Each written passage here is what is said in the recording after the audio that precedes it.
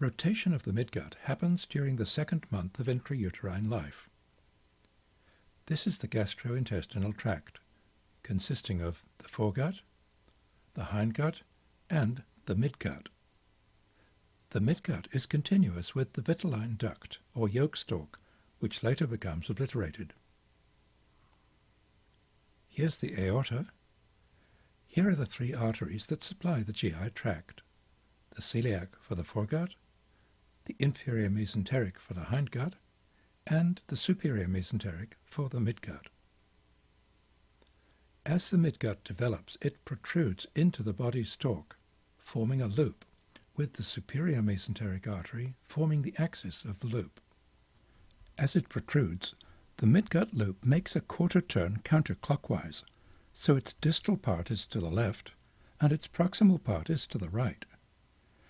The distal part of the loop develops a bulge that will become the cecum, and the proximal part of the loop becomes quite convoluted. During the time these changes are happening, the body continues to grow, and the abdominal cavity becomes large enough to allow the midgut to return. The proximal part of the loop returns first.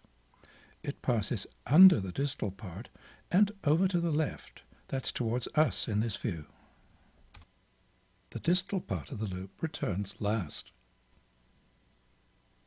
It passes in front of the proximal part and ends up over to the right.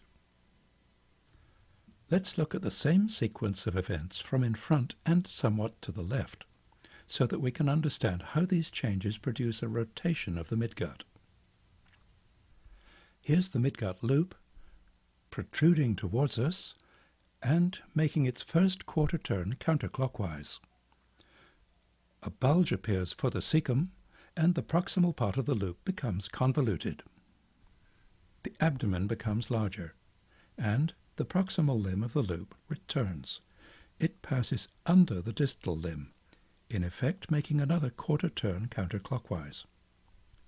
Then the distal limb returns, completing the third quarter turn. This proximal part of the midgut, the distal duodenum, ends up behind this distal part of the midgut, the proximal transverse colon.